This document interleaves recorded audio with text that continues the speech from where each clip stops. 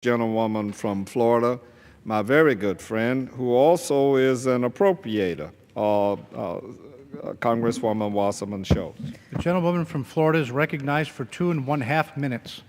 Thank you, Mr. Speaker, and I thank the gentleman from Florida, who I concur is my very good friend, for your leadership on behalf of Florida, and particularly in protecting our beloved Everglades.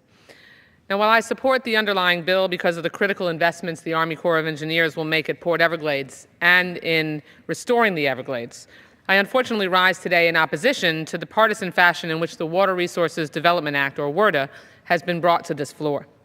I'm proud the Central Everglades project, which is authorized by this bill, will provide over $1 billion in federal and non-federal funds to continue the essential work of restoring the Florida Everglades. The Everglades, which we call affectionately the River of Grass, is home to thousands of rare species, and its survival relies on the flow of water and a high standard of water quality throughout our state of Florida.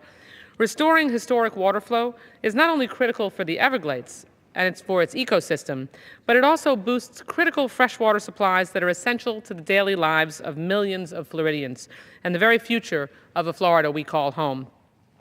Additionally, I am proud that WRDA includes authorization for the Port Everglades, not the same, the Port Everglades Harbor Dredging Project.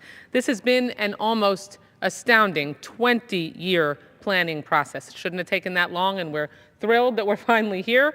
The deepening and widening of the channels at Port Everglades will allow South Florida to receive cargo from larger ships, the post-Panamax cargo ships coming from the widened Panama Canal. And that'll create nearly 1,500 new jobs in South Florida and over 29,000 related jobs statewide through the new commerce coming through the port. However, I also want to reflect on the majority's obstructionism. For months, Democrats, led by Mr. Kildee, have urged the majority to help Flint and other communities that have been exposed to lead to fund the necessary repairs to water infrastructure, as well as replace that which has been corroded and allow lead to leach into the water system. I visited Flint in March and spoke to families exposed to lead in their water and whose children may have been exposed.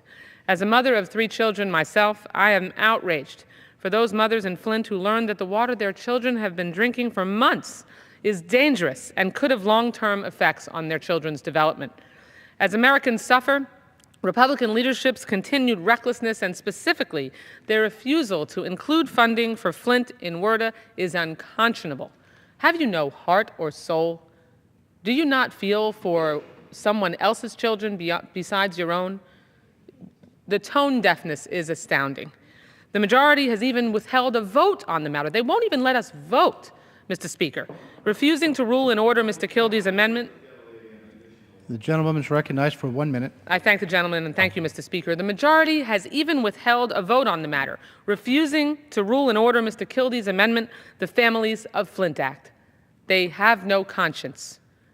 If they did, they would allow a vote. Vote no, as I've said many times on this floor.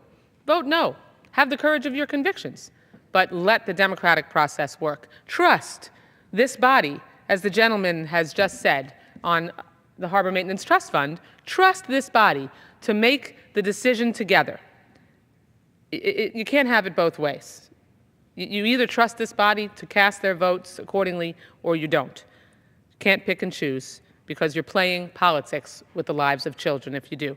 For this reason, I urge a no vote on the rule and yield the balance of my time. The gentlewoman yields. The gentleman from Georgia is recognized.